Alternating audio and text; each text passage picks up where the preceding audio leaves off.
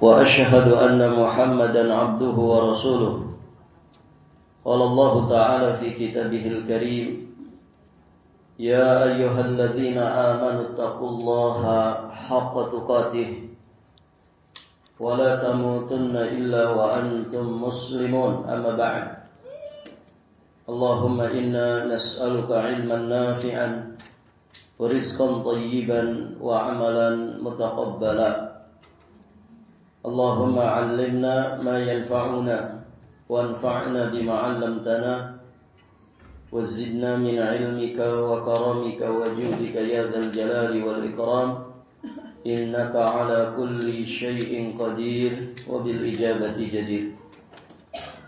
Para hadirin akhwat wa ummahat fillah rahimani wa rahimakumullah. Alhamdulillah, pada pagi hari ini kita akan melanjutkan pelajaran kita masih di pembahasan tentang menuntut ilmu jalan menuju surga. Kita masih di bab yang kelima berkaitan dengan awaiqut talab, penghalang-penghalang di dalam menuntut ilmu. Di poin terakhir muallif rahimahullahu ta'ala beliau menyampaikan bahwa di antara awaiqut talab, di antara penghalang-penghalang dalam menuntut ilmu adalah tergesa-gesa ingin memetik buah ilmu. Tergesa-gesa ingin memetik buah dari ilmu. Baik, ibu-ibu yang dirahmati Allah, ini patut untuk diwaspadai oleh para penuntut ilmu. Karena di antara kekurangan manusia, di antara sifat buruk yang ada pada manusia itu punya sifat istijal, terburu-buru, tergesa-gesa dalam segala hal, baik terkait dengan urusan dunia, juga terkait dengan urusan agama.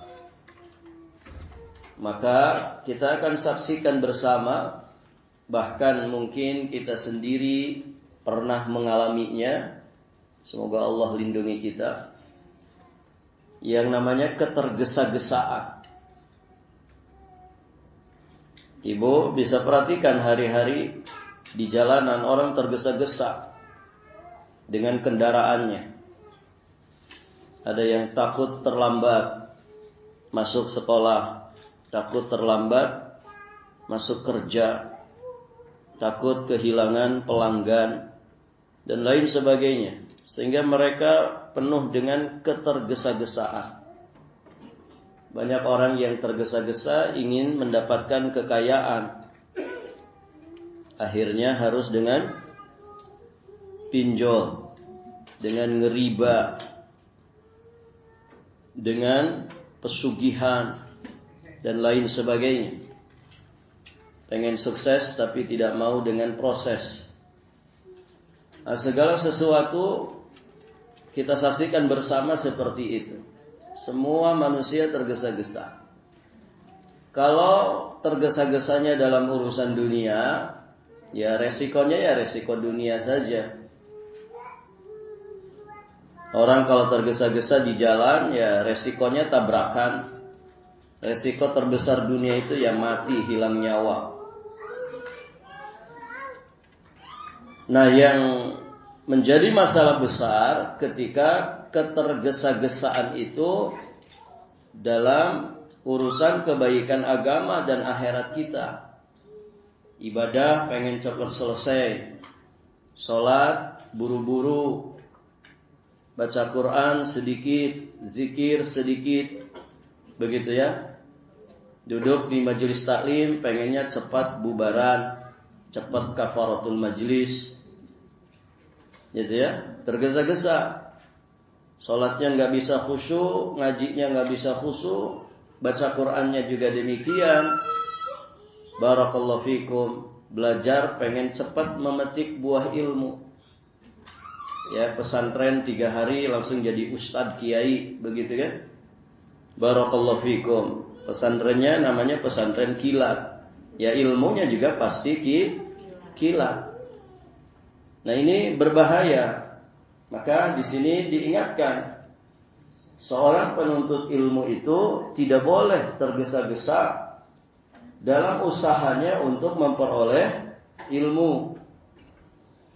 Menuntut ilmu itu tidak cukup dilakukan 1 atau 2 tahun. Karena yang demikian itu menyalahi jalannya salafus saleh. Tidak bisa instan. Ya, walaupun ya orang-orang zaman sekarang kan serba pengen instan.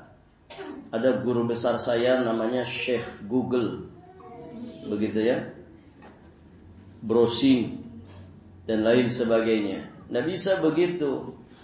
Ibu-ibu yang dirahmati Allah, Ustaz saya itu udah bertahun-tahun ngaji Ustaz. Iya kah bertahun-tahun?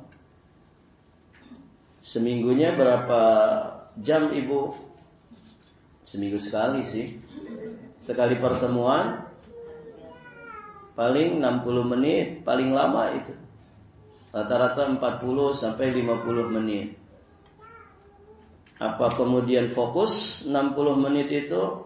Ya 30 menit ngelamun lah. 20 menitnya tidur. Ya. Mungkin 10 menit saja yang bisa konsen dan fokus.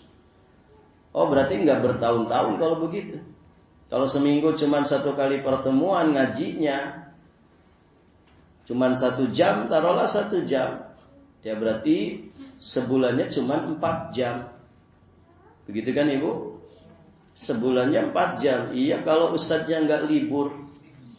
Gitu kan? Iya kalau kitanya nggak berhalangan hadir. Kalau kita belajar kitab ibu, yang hatam itu siapa? Ustadznya. Yang pasti hatam itu ustadznya. Kalau ibu-ibu belum tentu hatam. Ya kan? Kadang ustadznya hadir, ibunya nggak hadir. Sebulan ya 2 kali aja hadirnya. Berarti ada pelajaran yang terlewat. Yang hatam itu pasti ustadznya hatam. Karena runut dia. Dan pasti habis kalau kemudian pengajiannya sampai selesai. Kalau ibu-ibu tidak mesti hatam. Ya kan ibu? Yang sebulan cuma 2 kali, ya berarti dua pelajaran lewat. Nah begitu. Artinya tidak bisa tergesa-gesa. Wong yang nyantri saja di pondok kan tidak 24 jam belajar. Pondok itu ya dari ba'da subuh.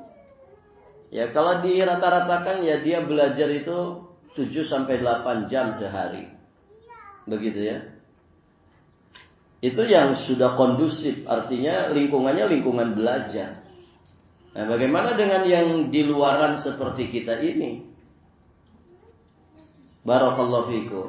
Sehingga kalaupun kemudian merasa saya sudah bertahun-tahun Ustaz belajar, ya itu kan hitungannya hitungan tahun. Tapi kalau dihitung jam belajarnya, ya sedikit.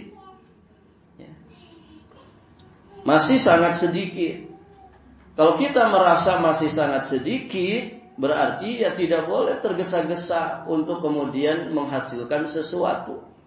Orang membangun usaha dunia saja kan tidak bisa. Sekarang kita usaha langsung dapat untung. Coba tanya para pengusaha. Orang itu usaha, di awal dia membangun usaha, jangan dulu mikirnya untung. Tapi bangun dulu sistem. Nanti menikmati hasil, menikmati untung kalau sudah berjalan 5 tahun. Atau 3 tahun pertama. Kan begitu. Itu dalam dunia usaha begitu. Kenapa kemudian dalam usaha untuk meraih ilmu, dalam usaha untuk meraih kebahagiaan, keselamatan akhirat, kemudian kita ingin serba instan? Tidak bisa. Semua harus dengan proses. Lihat salafun saleh, mereka duduk bersimpuh mulazamah bersama Nabi itu puluhan tahun. Taib, ibu-ibu yang dirahmati Allah. Menuntut ilmu agama tidak bisa melalui jalan kursus atau belajar dengan singkat, pesantren kilat. Tidak bisa. Yaitu bagian usaha di dalam belajar. Tapi tidak bisa ujug-ujug jadi alim hanya dengan pesantren kilat 3 hari, daurah kitab 4 hari. Tidak bisa. Masih sangat jauh. Nabi saja menerima wahyu itu selama 23 tahun. Nah, beliau sampaikan di sini, sebagian pelajar, sebagian penuntut ilmu ada yang menyangka bahwa menuntut ilmu itu laksana santapan lezat dan minuman segar yang cepat terlihat hasil dan manfaatnya, sehingga dia beranggapan dalam hatinya bahwa setelah berlalu 1 tahun atau lebih bahkan kurang dari umurnya yang dia habiskan untuk menuntut ilmu, maka dia akan menjadi seorang alim, seorang berilmu yang ahli. Ini adalah pendapat yang keliru. Ini gambaran yang rusak. Dan ini cita-cita yang rendah. Bahaya yang ditimbulkannya sangat besar. Dan kerusakannya juga sangat luas. Karena dapat mendorong pelakunya berbicara tentang agama Allah tanpa dasar ilmu. Sebelumnya ngartis misalkan. Tiba-tiba hijrah langsung jadi ustaz. Tadinya ngartis sekarang ngustaz. Gitu ya. Ya enggak bisa, harus dengan proses. Karena kalau begitu nanti banyak hal-hal yang nyeleneh. Pendapat-pendapat yang nyeleneh. Kenapa? Belum punya pijakan dasar ilmu. Dan ini bahaya.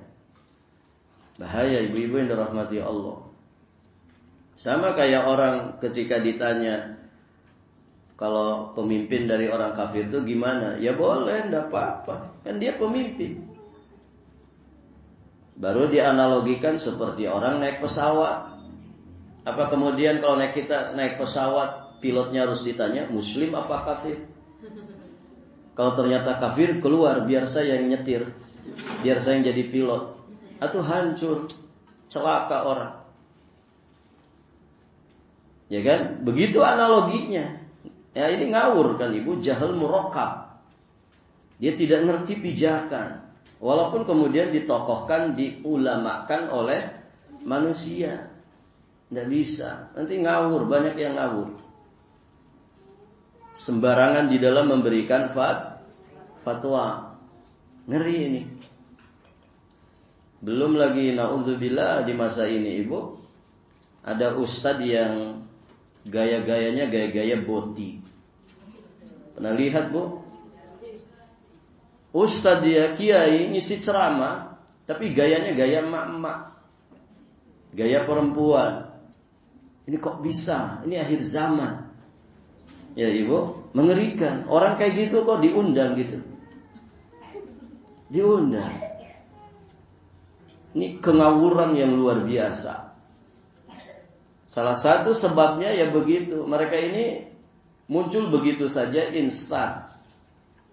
Tanpa proses belajar yang panjang, tanpa proses belajar yang kemudian sesuai dengan petunjuk Allah dan juga Rasulnya.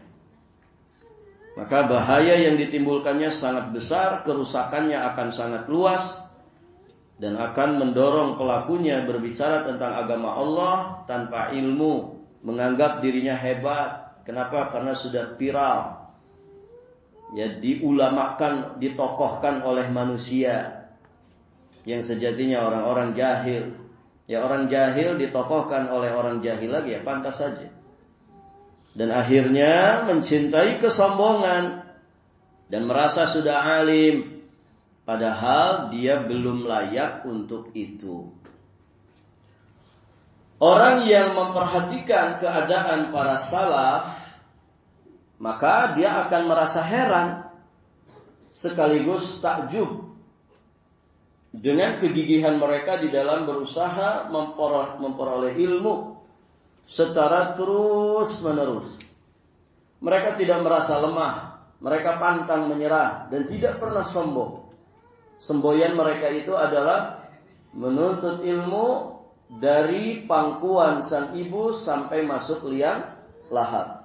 Talabul ilmi minal mahdi ilal lahdi. Menuntut ilmu dari semenjak dibuayan sampai ke liang lahat. Taib, ibu-ibu yang dirahmati Allah. Dan semboyan ini sejatinya bukan hadis Nabi SAW, bukan hadis ini. Tapi itu ungkapan yang diungkapkan ya oleh sebagian manusia, menunjukkan bahwa betapa pentingnya kita itu menuntut ilmu dan terus konsisten di dalam menuntut ilmu.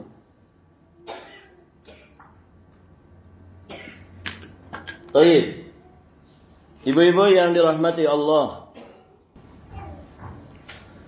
Imam Yahya bin Abi Katsir rahimahullahu taala yang wafat di tahun 132 Hijriah, beliau mengatakan, la yustata'ul ilmu itu tidak bisa diperoleh dengan tubuh yang dimanjakan, birahatil jism.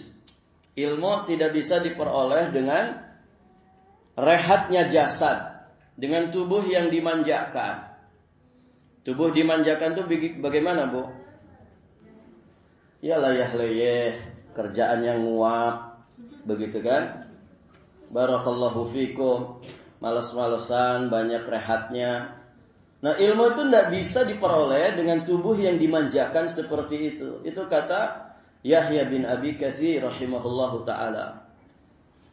Imam Ibnul Madini rahimahullahu ta'ala yang wafat di tahun 234 Hijriah juga mengatakan, dikatakan kepada Imam Asy-Sya'bi rahimahullah yang wafat di tahun 105 Hijriah, dikatakan kepada Imam Asy-Sya'bi, dari mana Anda memperoleh semua ilmu ini? Kemudian beliau menjawab dengan tidak bersandar, maksudnya tidak bersantai-santai, dengan menjelajahi berbagai negeri. Namanya rihlah fi talabil ilmi, rihlah untuk menuntut ilmu. Kemudian bersabar seperti sabarnya benda mati, dan berpagi-pagi mencarinya seperti berpagi-paginya burung gagak. Ini keberkahan di waktu pagi. Menuntut ilmu di waktu pagi itu ya lebih istimewa dibandingkan di waktu-waktu yang lain, karena keberkahan waktu pagi. Seorang penuntut ilmu tidak boleh tergesa-gesa untuk mendapatkan sesuatu atau memetik hasil,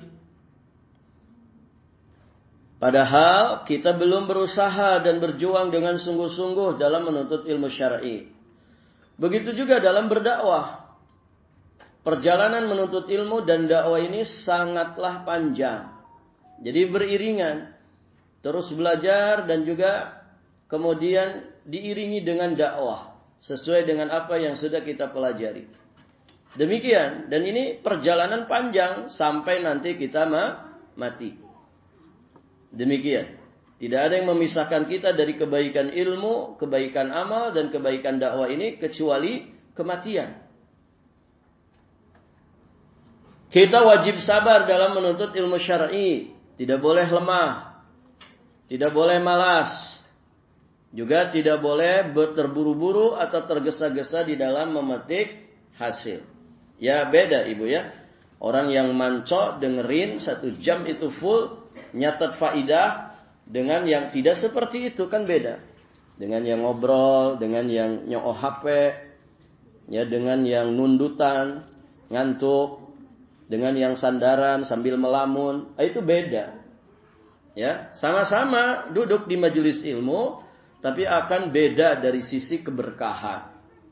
Ya, orang yang kemudian benar-benar duduk bersimpuh, ya mengharapkan Allah menganugerahkan ilmu yang bermanfaat kepadanya, yang menghasilkan tambahan iman, menghasilkan semangat untuk beramal soleh, tentu yang seperti itu berbeda ya dengan yang tidak seperti itu.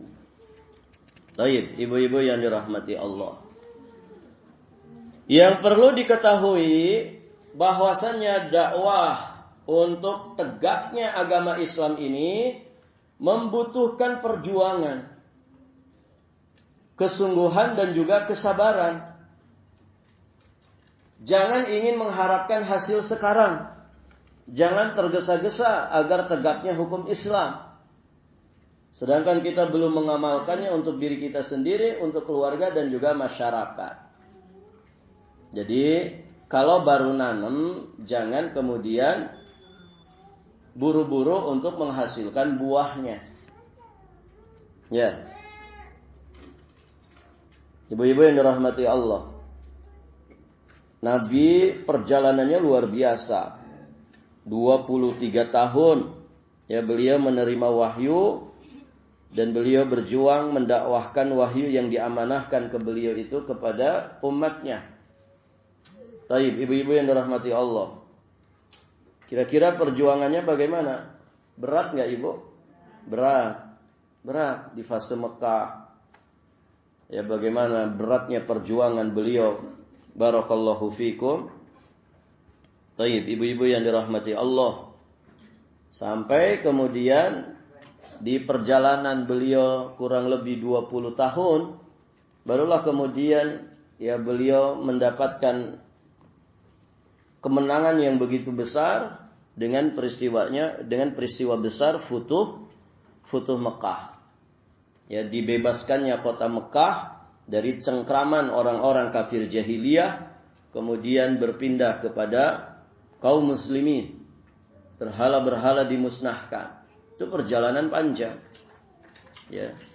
Dan tidak berhenti sampai di situ. Estafet dilanjutkan oleh para sahabat, mulai dari Khulafaur Rasyidin ridwanullah alaihim ajma'in, kemudian generasi para sahabat, para tabi'in dan seterusnya. Demikian. Dan itulah perjuangan. Hidup ini adalah perjuangan. Ya. Tiada masa untuk berpangku tangan. Begitu. Dan maka jangan terburu-buru. Jangan terburu-buru. Sama ngedidik anak juga kan begitu, Ibu. Jangan terburu-buru. Jangan kemudian anak 3 tahun harus sudah hafal 30 juz. Ya berat. Nggak bisa. Wong kitanya aja dulu nggak begitu. Ya Ibu. Sesuai dengan proses tahapan perkembangannya. Ya, jangan dipaksakan. Dan kenali ya kemana arah bakat, kemuyulan ya dari anak-anak kita. Dan kita arahkan, kita bimbing, kita bersamai dalam kebaikan dan keteladanan. Jangan buru-buru untuk mendapatkan hasilnya. Dalam satu kaidah dikatakan, man istajala syai'an qabla awanihi uqiba bihirmanih. Barang siapa tergesa-gesa untuk mendapatkan sesuatu sebelum waktunya, maka dia tidak akan mendapatkannya. Dia pasti terhalang, enggak akan mendapatkannya. Baik, ibu-ibu yang dirahmati Allah.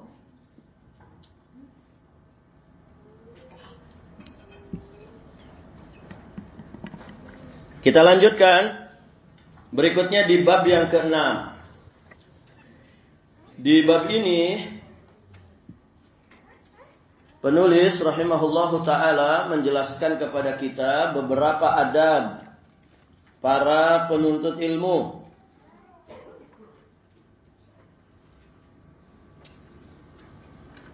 Rasulullah sallallahu alaihi wasallam telah menerangkan tentang Islam. Termasuk di dalamnya masalah adab.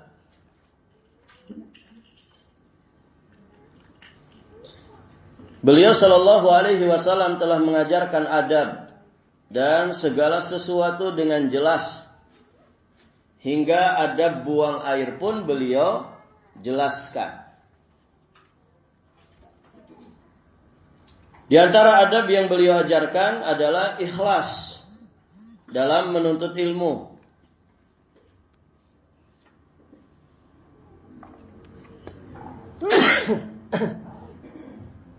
Alhamdulillah.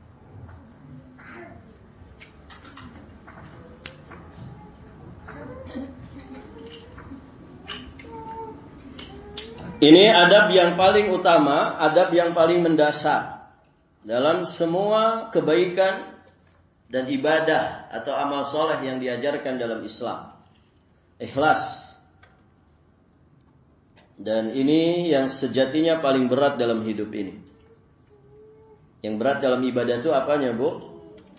Ikhlasnya. Ya kan? Ikhlasnya. Ikhlas dalam mengamalkan ilmu. Dan ikhlas di dalam mengajarkan dan mendakwahkan ilmu. Begitu pula para sahabat ridwanullah alaihim ajma'in dan juga para tabi'in rahimahumullah. Mereka menasehati agar setiap muslim dan muslimah memperhatikan adab-adab dalam menuntut ilmu agar ilmu yang dikaji dan dipelajari menjadi ilmu yang bermanfaat. Baik, ibu-ibu yang dirahmati Allah. Adab dan akhlak yang baik adalah bagian dari amal saleh yang dapat menambah keimanan dan memiliki bobot yang berat dalam timbangan. Pemiliknya sangat dicintai oleh Rasulullah sallallahu alaihi wa alihi wasallam. Dan akhlak yang baik juga merupakan salah satu penyebab seseorang itu mendapatkan surga Allah. Sebagaimana sabda Nabi, hadis sahih riwayat Imam At-Tirmidzi, Imam Ibnu Hibban, dari jalan sahabat yang mulia Abi Darda radhiyallahu taala anhu. Kata Nabi, "Ma syai'un athqalu fi mizanil mu'min yaumal qiyamah min khuluqin hasan wa innallaha la yubghidul fahishal badhi." Tidak ada sesuatu pun yang lebih berat dalam timbangan seorang mukmin pada hari kiamat daripada akhlak yang baik. Dan sesungguhnya Allah sangat membenci orang yang suka berbicara keji dan kotor. Jadi akhlak dan adab itu memiliki bobot timbangan yang sangat berat untuk di kehidupan akhirat nanti. Dan ketika amal kebaikan kita timbangannya berat, maka berarti kita akan selamat. Tayyib, ibu-ibu yang dirahmati Allah. Di dalam riwayat yang lain atau di dalam hadis yang lain yang diterima dari jalan sahabat yang mulia Jabir bin Abdullah radhiyallahu taala anhu, derajat hadisnya juga sahih. Nabi menyampaikan, "Inna min ahabbikum ilayya wa aqrabikum minni majlisan yaumal qiyamah ahasinakum akhlaqa." Sesungguhnya yang paling aku cintai di antara kalian dan yang paling dekat majelisnya denganku pada hari kiamat adalah yang paling baik akhlaknya. Masya Allah. Orang yang paling dicintai oleh Nabi, paling dekat tempat duduknya dengan Nabi di akhirat, berarti ada di mana tuh? Ada di surga tertinggi. Ternyata yang paling baik akhlaknya. Yang paling baik akhlaknya. Masya Allah. Ibu-ibu yang dirahmati Allah,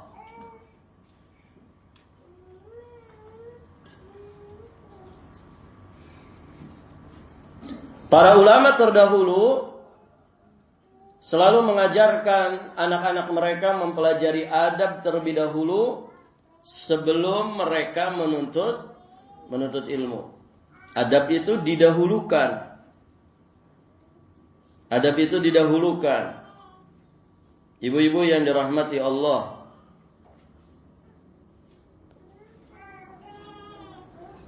Imam Sufyan Ats-Tsauri rahimahullahu taala yang wafat di tahun 161 Hijriah.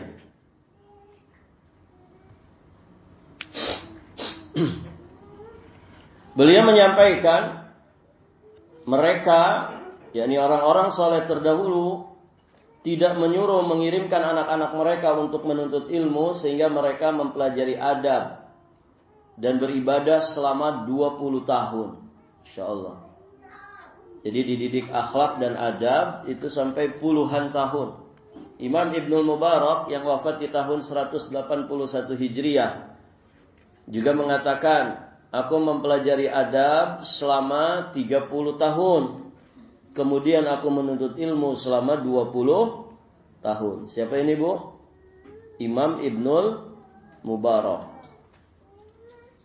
Belajar adabnya 30 tahun.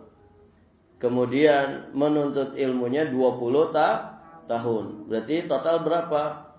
50 tahun. Umur kita berapa sekarang?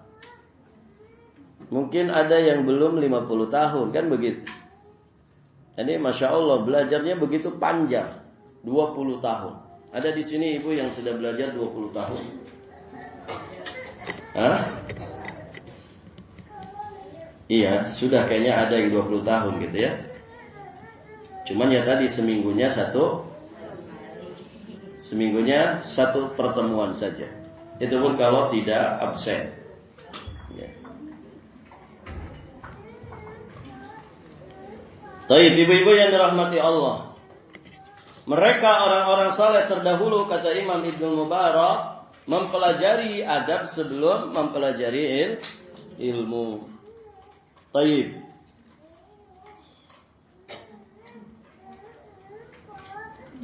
Beliau juga mengatakan adab itu 2/3 dari ilmu.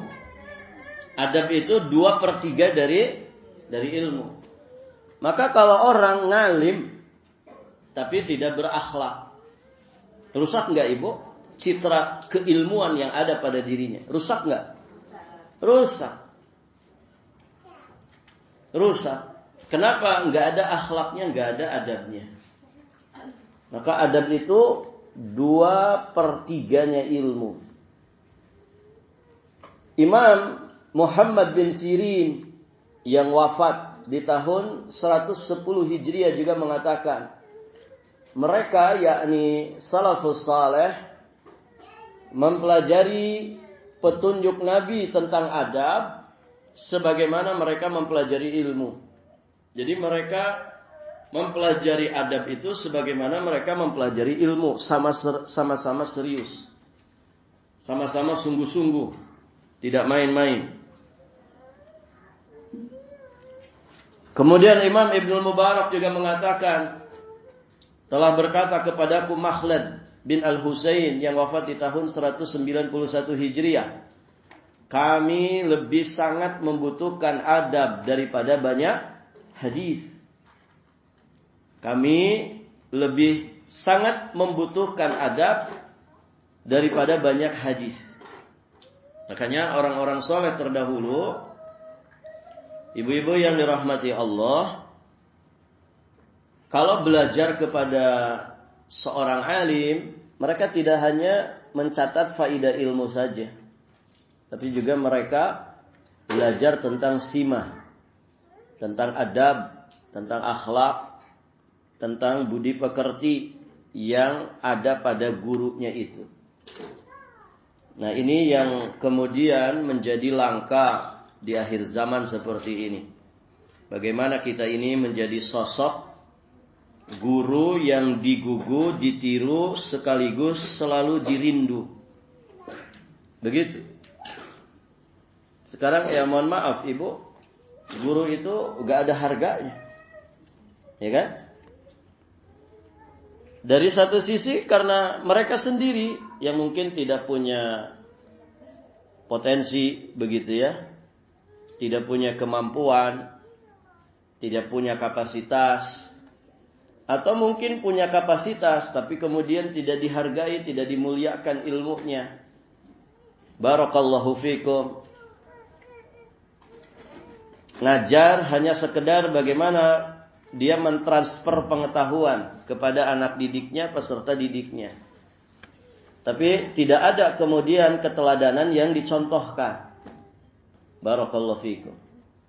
Ngeri kalau lihat guru-guru zaman sekarang, Ibu ya. Kadang joget-joget sama siapa ini? Muridnya. Konten bareng, joget-joget. Ngeri. Ada guru juga yang modelnya begitu, tidak hanya guru agama ternyata. Ya, guru-guru biasa juga ada yang begitu, kemayu-kemayu. Ya, kadang muridnya bingung mau manggil bapak atau mau manggil ibu, gitu ya. Disebut bapak nggak ada kejantanannya, disebut ibu kurang sempurna keibuannya. Nanggung jadinya.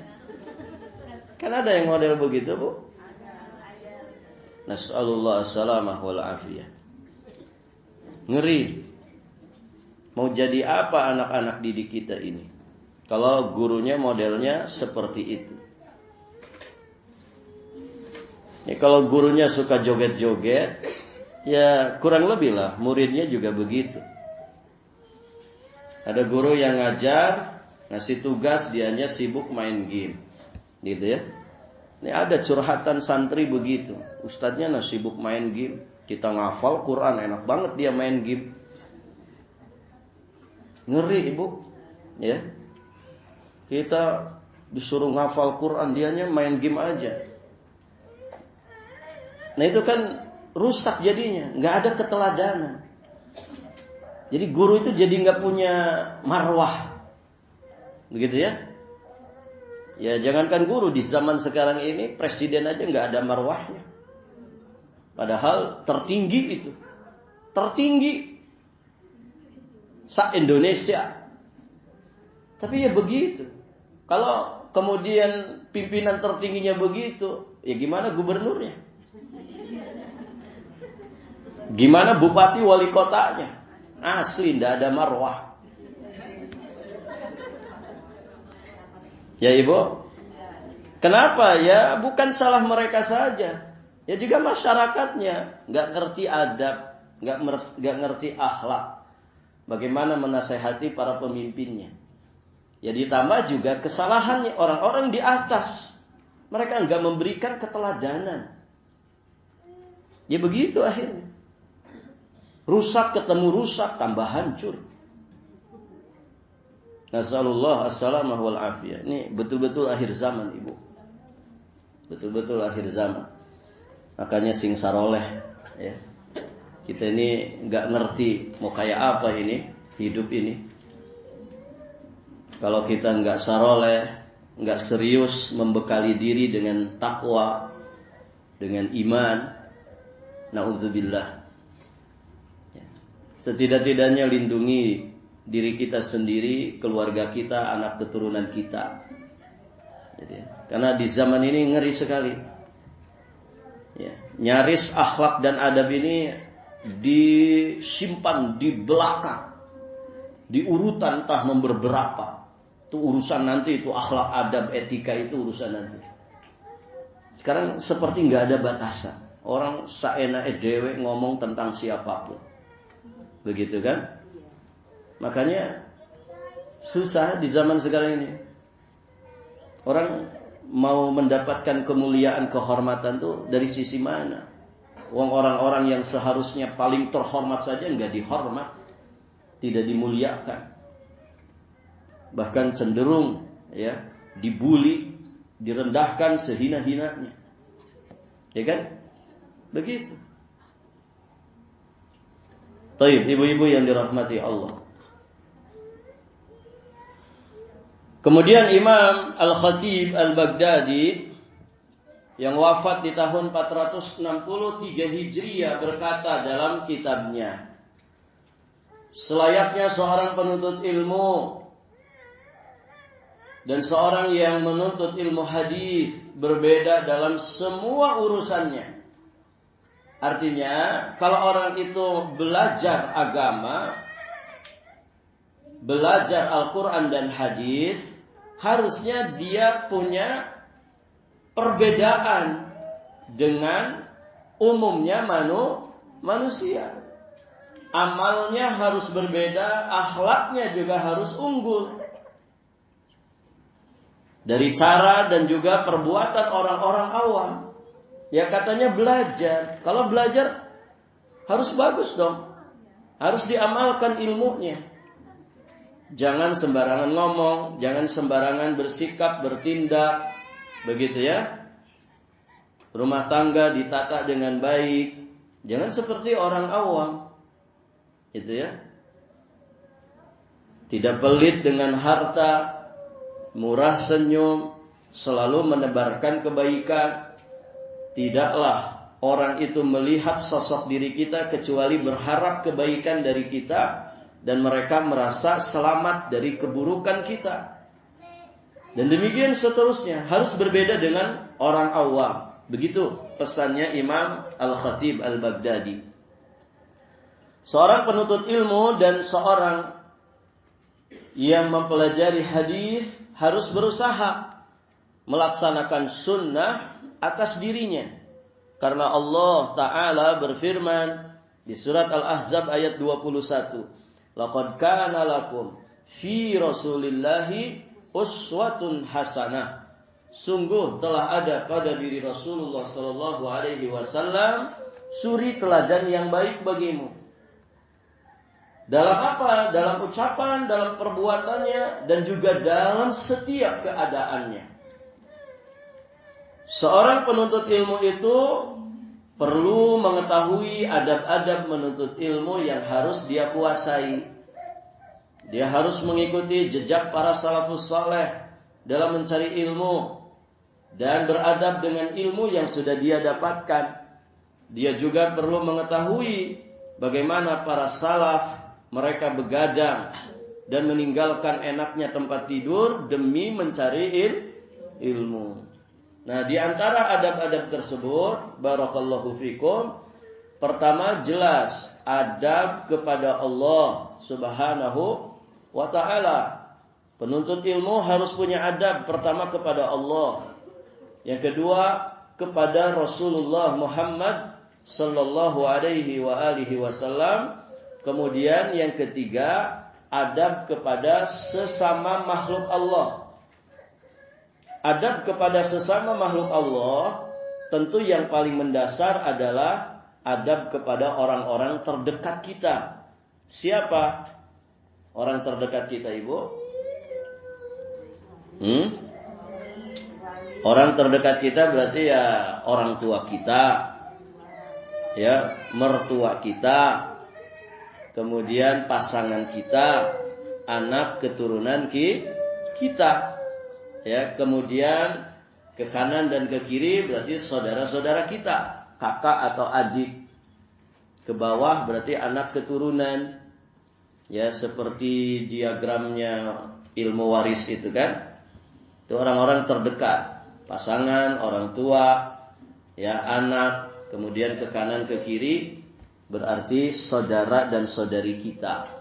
Nah, mereka ini orang-orang terdekat kita yang seharusnya lebih layak untuk mendapatkan perlakuan terbaik dari kita. Artinya gini, jangan sampai ke orang lain baik, tapi dengan keluarga sendiri tidak baik. Ke suami orang baik, ke suami sendiri jahat. Siapa itu, Bu? Ada nggak yang begitu? Ada, ya, ada. Tapi bukan ibu-ibu di sini. Suami orang dibaikin, Masya Allah. Suaminya sendiri dijahatin. Na'udzubillah. Anak orang diurusin, anak sendiri tidak diurus. Ada tuh yang begitu. Ayo saja ngomongin anak orang, gitu ya. Anak sendiri nggak diurus. Nas'alullah as-salamata wal afiyah. Nah demikian ibu-ibu yang dirahmati Allah. Nanti pembahasan ini kita bahas di pertemuan yang akan datang, insyaallah taala. Kita nanti akan membahas adab-adab terhadap Allah Subhanahu wa taala. Baik ibu-ibu yang dirahmati Allah, sampai di sini dulu pelajaran kita, semoga berfaedah. Akhiru da'wana alhamdulillahirabbil alamin.